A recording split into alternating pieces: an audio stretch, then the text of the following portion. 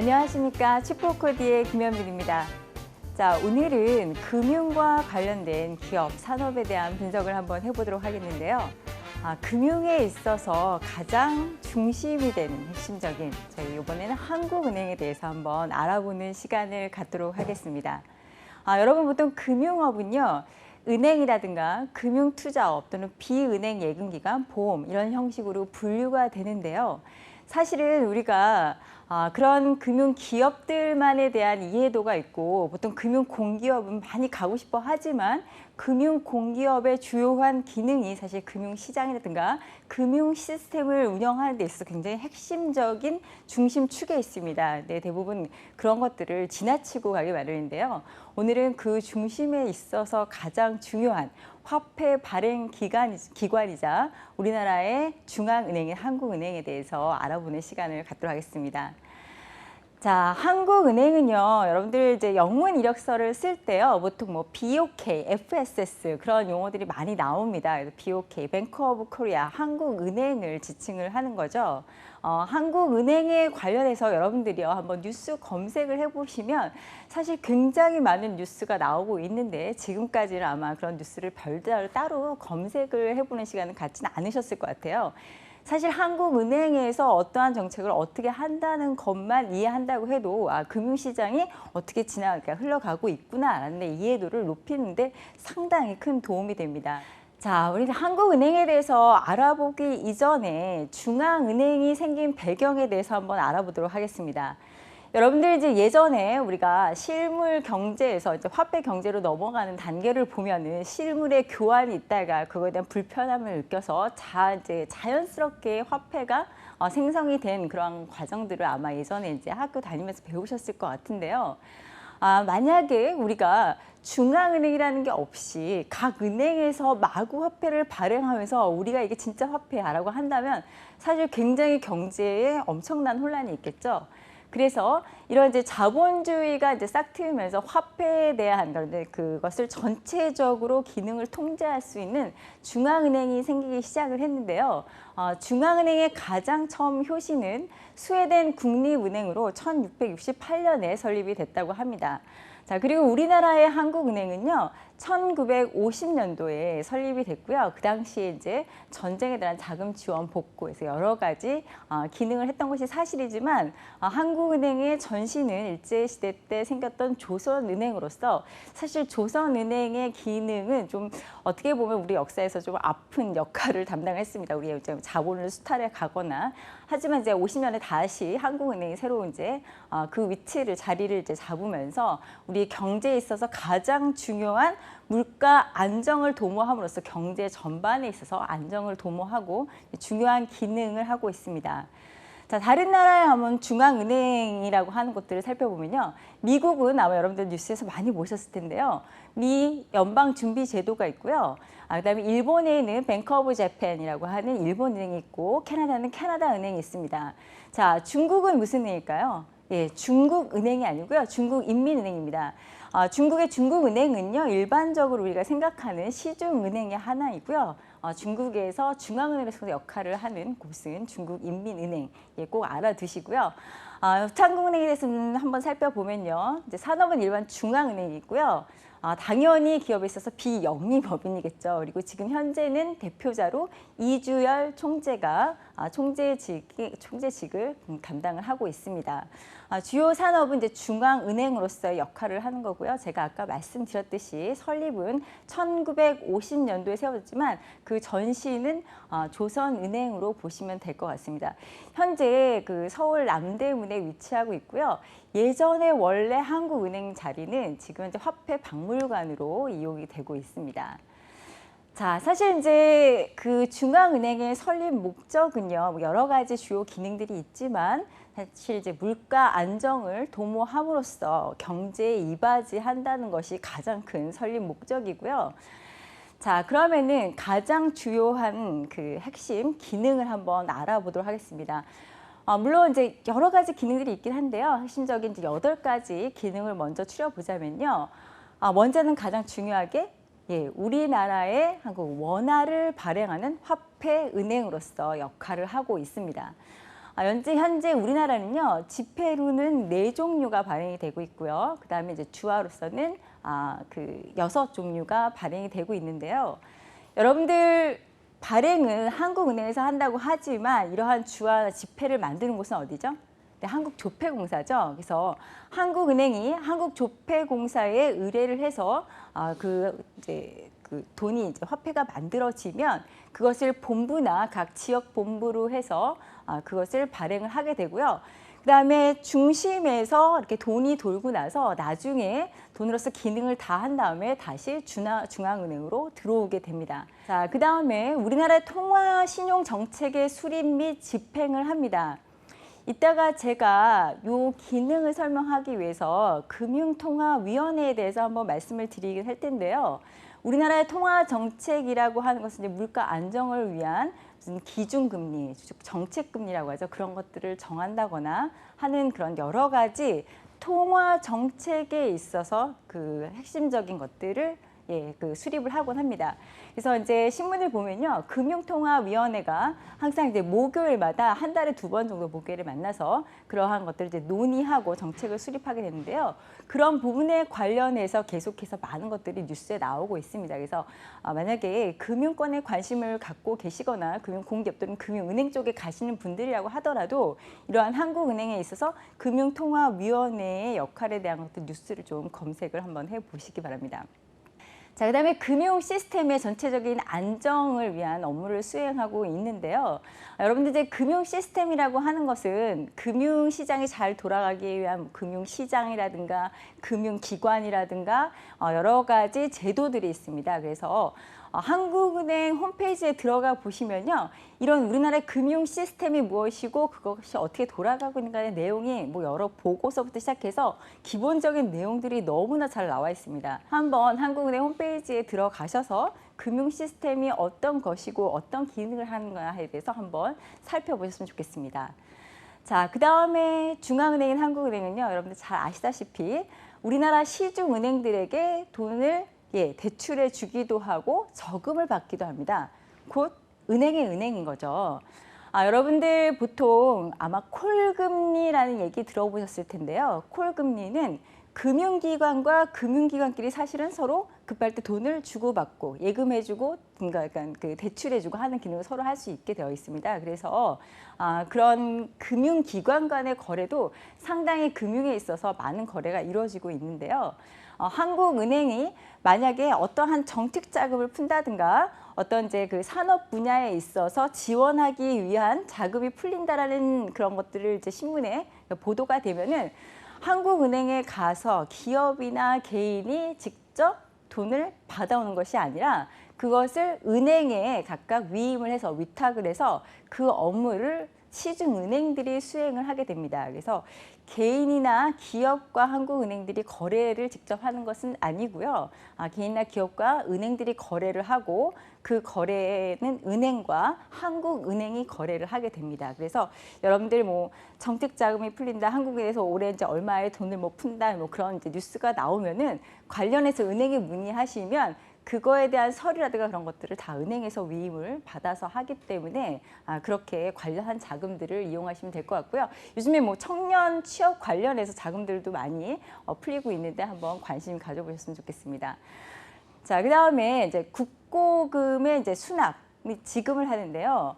그러니까 이제 국가가 국민으로부터 세금 또는 기업으로부터 세금을 걷어들이죠. 그럼 이것을 다 걷어들여서 중앙은행인 한국은행이 보관을 하고 있다가 국가에서 뭐 어떠한 사업이라든가 어떠한 커다란 전체적으로 진행되는 그러한 프로젝트가 있을 때마다 그것을 이제 국가에 지급을 하게 됩니다. 자, 그다음에 이제 최종 대부자 기능이라는 것이 있습니다. 말이 조금 어렵긴 한데요. 이걸 한자로 하다 보니까 좀 어렵습니다. 최종 대부자 기능. 그래서 한국은행이 하는 금융망을 이제 그 전반적으로 이용을 하고 있는데요. 운영을 하면서 이용하는 게 아니라 운영을 하고 있죠. 자, 그럼 최종 대부자 기능이 뭐냐? 여러분들도 잘 아시지만 여러분들이 평소에 거래를 하실 때 물건을 사거나 아니면 예금을 하시거나 아니면 돈을 붙일 때 직접 화폐를 가지고 물건을 사고 송금하고 그러던 건 사실 좀 예전의 일이죠. 요즘에 대부분 다 전자금융을 이용하거나 아니면 카드를 이용하거나 아니면 앱카드를 이용하고 이렇게 이용을 하죠. 자, 그러면은 사실은 이거는 실질적으로 돈의 거래가 왔다 갔다 한 건 아니죠. 그래서 그것들조차도 은행과 은행 간에 아니면 또 은행과 기업 간에 서로의 채무와 채권 관계가 형성이 됩니다. 그래서 이거를 마지막으로 화폐로 해서 거래, 돈으로 해서 처리를 종결해 주는 것 자체를 최종 대부자 기능이라고 하는데요. 이것을 한국은행의 주요한 기능 중에 하나입니다. 자, 그 다음에 외환 관리, 외환 건전성 제고를 통해서 우리나라 이제 금융 안정에 기여를 하고 외화 자산을 보유하는 여러 가지 활동을 하게 되어 있습니다. 여러분, 우리나라는요, 두 번의 최근에 큰 외환 위기를 겪었는데요.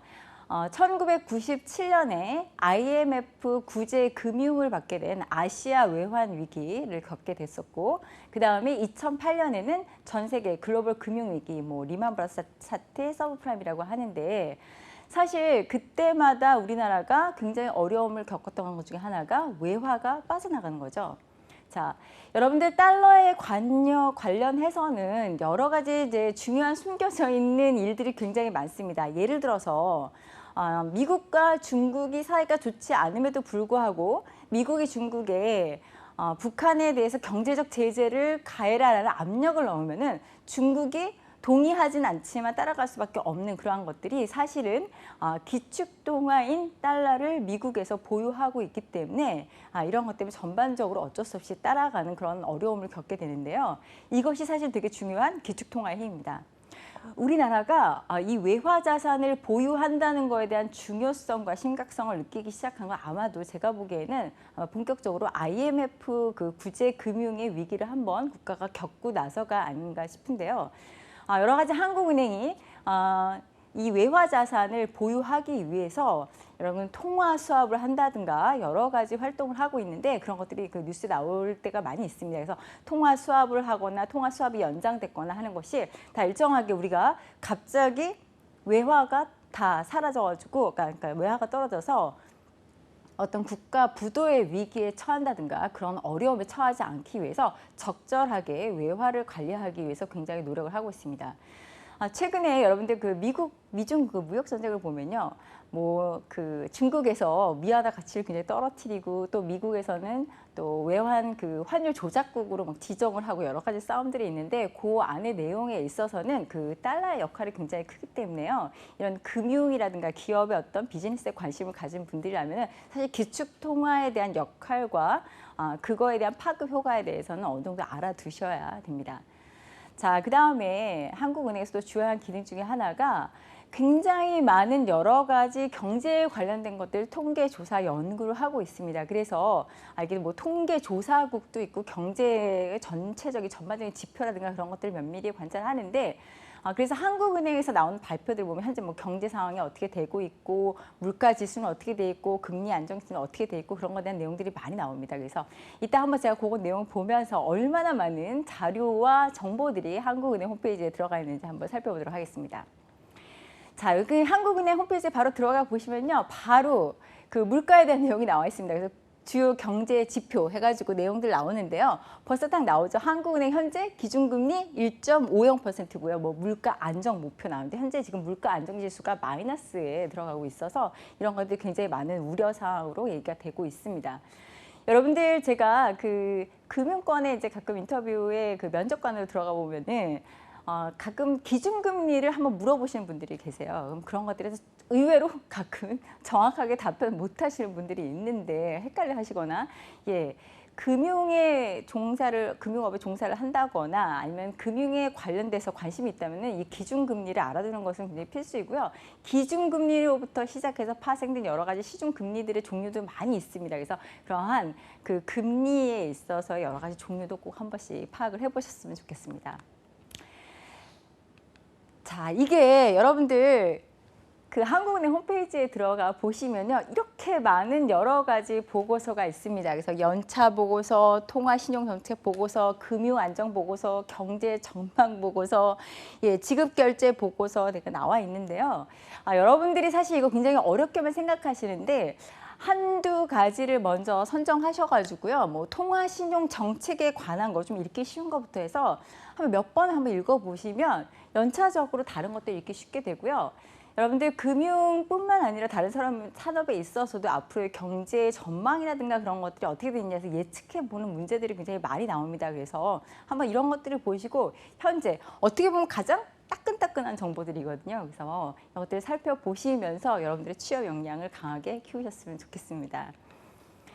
자, 이거는 이제 홈페이지에 제가 아까 굉장히 기본적인 이제 화폐 금융론이나 금융제도론에 들어가면 나오는 내용들이 아주 기본적으로 잘 요약이 돼 있어서 이걸 읽고 들어가서 다른 그 책들을 좀 보시면은 이해가 훨씬 쉽습니다. 그래서 금융 시스템이 과연 무엇이고 우리나라 금융 시스템은 어떻게 움직이고 있는가. 그래서 금융 시스템을 구성하는 것이 뭐 금융시장이라든가 아니면 금융기관이라든가 금융하부구조라는 거는 이제 금융 시스템 전반적으로 이것을 유지하기 위한 여러 가지 제도들을 말합니다. 그래서 제도 내지는 그런 공공기관들, 뭐 금융감독원이라든가 아니면 예금보험제도라든가 그런 것들을 얘기하는데요.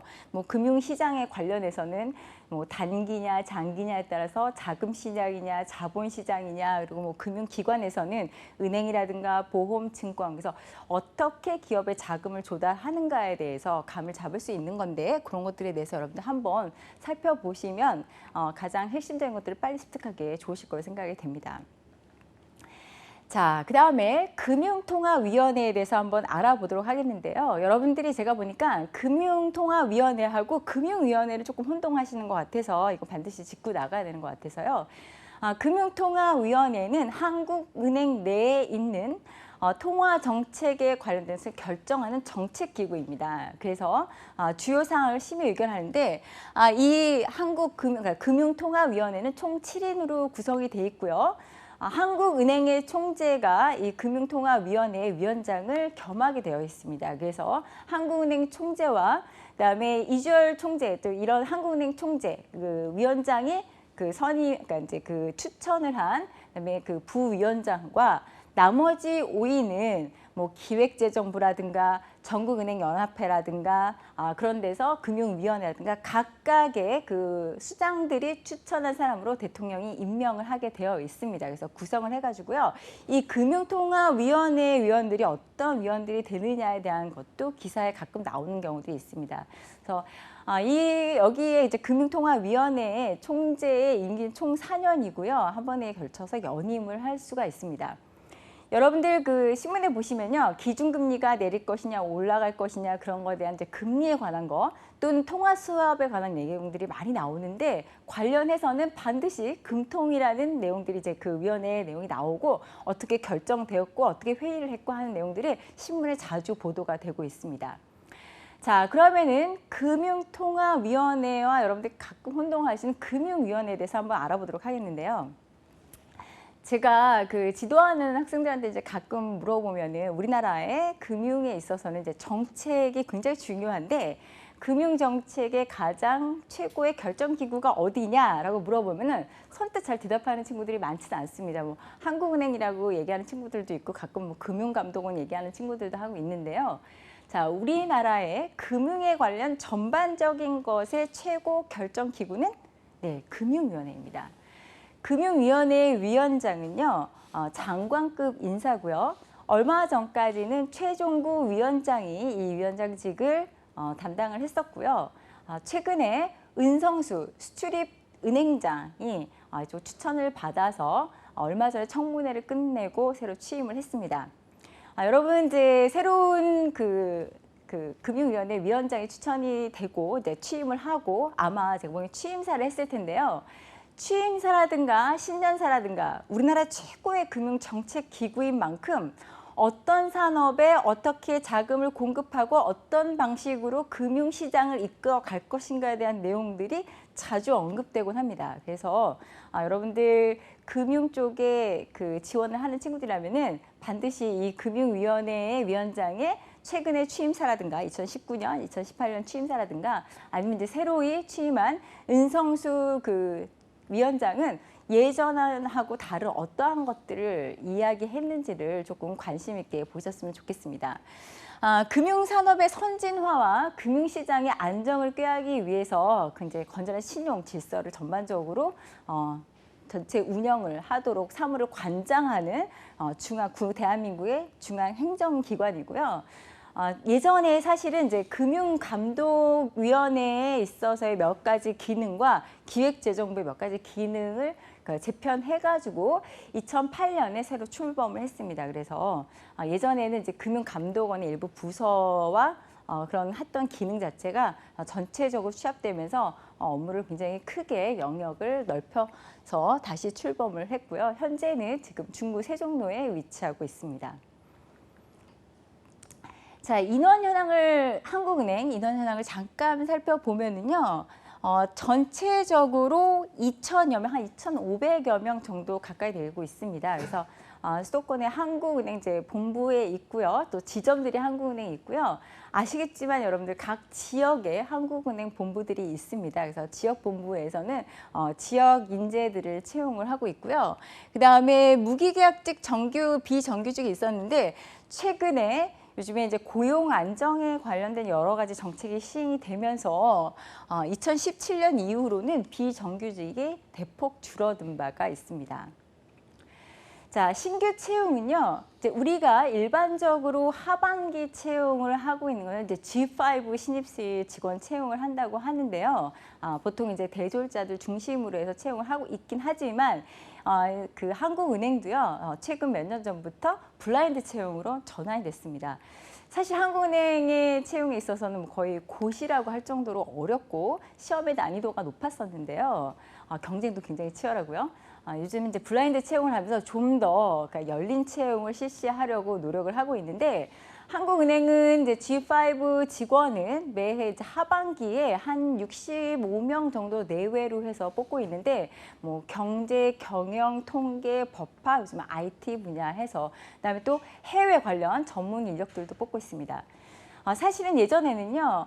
좀 전문직들, 뭐 변호사라든가 회계사들 항상 그런 인력들이 여기서 이제 핵심적으로 필요한데 그런 것들 자격증에 대한 가점을 주고 있었는데요. 요즘에는 이제 열린 채용으로 G5를 뽑은 다음에 항상 그러한 이제 전문직은 계속해서 수시 채용을 하고 있습니다. 어떻게 보면요, 이 수시 채용이 굉장히 일반화되면서 전문직으로서 예전에는 지금 어떻게 보면 좀 고정화된 그런 커리어 그 패스를 밟았었는데요. 요즘 굉장히 다양하게 루트가 열려서 여러 가지 다른 분야를 경험한 사람들도 중간중간 입사하는 경우가 많습니다. 사실 채용에 있어서는요, 채용뿐만 아니라 금융권이 굉장히 보수적인 집단이라고 평을 많이 받았었거든요. 근데 최근에는 아무래도 이제 금융권이 너무 기존에 공채로만 들어왔던 인력들에 있어서 이런 변화에 대처를 하지 못하다 보니까 공채는 공채대로 뽑지만 그 외에 그때그때마다 어떤 전문 그런 인력들이 필요하다 싶을 때는 계속해서 신규 채용을 하고 있기 때문에 여러분들이 나중에 커리어 패스를 당장에만 아니더라도 나중에 추후에 가고 싶다고 하면 여러 번 도전할 수 있는 기회가 있습니다. 이건 최근 뉴스에 나온 겁니다. 채용에 관련돼서. 그래서 한국은행이 이제 드디어 공채 시작한다는 내용이 나왔는데 여러분들 잘 아시겠지만 한국은행 금융감독원 해가지고 여러 가지 여러분들이 많이 가고 싶어하는 선호하는 금융 그런 기관들은요. A 매치라고 해서 시험 날짜를 동시에 같이 보게 돼 있죠. 원래 그렇게 하는 의도는 다른 게 아니라 여러분들 잘 아시겠지만 너무 여기저기 지원하시는 분들이 시험만 잘 봐가지고 많이 붙고 사실 기관으로서는 그렇게 비용을 들여서 채용을 하는 거에 있어서 굉장히 많은 시간과 노력과 비용을 투여를 하는 건데 여기서 채용을 해놓으니까 뭐 입맛대로 골라서 여기 갈게요 저기 갈게요 하는 것이 이제 문제가 되다 보니까 A 매치라고 해서 이러한 주요 기관들은 한꺼번에 하루에 시험을 봐가지고 중복 지원을 못하게끔 하고 있습니다. 그래서 어떻게 보면 여러분들의 방향성이 굉장히 중요하지 않나 싶습니다. 제가 말씀드렸듯이 뽑는 분야는 경영, 법학, 통계 그래서 한 6가지 분야에 있어서 계속해서 매해 60명이 넘는 인원들을 채용을 하고 있습니다. 자기소개서에 나왔던 문항들인데요. 여기 내용들을 보면은요. 한국은행 지원 동기를 그간 본인의 삶과 학업, 수행 과정, 본인의 중장기 목표 해가지고 장황하게 나와 있는데 제가 보니까 자기소개서에 나오는 내용들은 사실 핵심적으로 써야 되는 것은 뭐 거의 비슷하지만 내용들을 이렇게 보면은 목표를 좀 금융업에 맞춰서 갖고 왔느냐 아닌가를 검증하려는 그러한 시도들이 자기소개서에 많이 투영이 되어 있습니다. 그래서 감안을 하셨으면 좋겠습니다. 자, 이거는요, 제가 사실은 여러분들이 금융에 대한 일반적인 이론이라든가 기관에 대한 것들의 내용을 살펴보는 것도 좋지만요, 좀 더 생생한 정보를 거기다 덧붙이면은 굉장히 큰 힘을 발휘할 수 있는데요. 그중 가장 좋은 방법 중에 하나가 네, 맞습니다. 신문 뉴스 기사를 살펴보는 거죠. 그래서 보통은 여러분들이 홈페이지에 기재된 내용들만 보는 경우들이 많은데요. 홈페이지에 기재된 내용들은 아무래도 그 기관에서 좀 더 홍보 중심으로 하는 경우가 많아서 그것뿐만이 아니라 지금 현재 뭐 어려움을 겪고 있는 부분이라든가 안 좋은 뉴스 기사도 좀 정확하게 많은 것들을 수집해서 좀 볼 필요가 있습니다. 그래서 내용을 전반적으로 한번 훑어보는데 저는 기사 하나하나를 이렇게 보다 먼저는 검색어로 해서 전체적인 기사 그 뉴스 흐름을 보고요. 전체적으로 많은 내용들이 나온 것들, 다른 것들을 좀 더 면밀하게 보곤 합니다. 자, 내용을 보니까요. 자, 지금 보이시는 게 이주열 총재의 그 사진인데요. 자, 물가가 바닥을 뚫고 성장세가 굉장히 약화됐다는 내용이 나와 있습니다. 그래서 아까 제가 말씀드렸듯이 중앙은행의 중요 기능, 물가 안정, 경제 이바지 그런 것들이기 때문에 사실 물가에 대한 내용이 많이 나올 수밖에 없습니다. 그다음에 교역 관련한 것들에 대한 지원들 많이 나오고 내용 나와 있고요. 그다음에 여기 한국은행 기준금리 동결에 대한 내용도 나와 있습니다. 자, 금융통화위원회에 나오는 것들 아까 그 기준금리라든가 그런 것들 내용들 많이 나온다고 말씀을 드렸죠. 그래서 내용 한번 참고하시고요. 자, 오늘은 한국은행에 대해서 알아봤습니다. 오늘은 여기서 마치도록 하겠습니다. 감사합니다.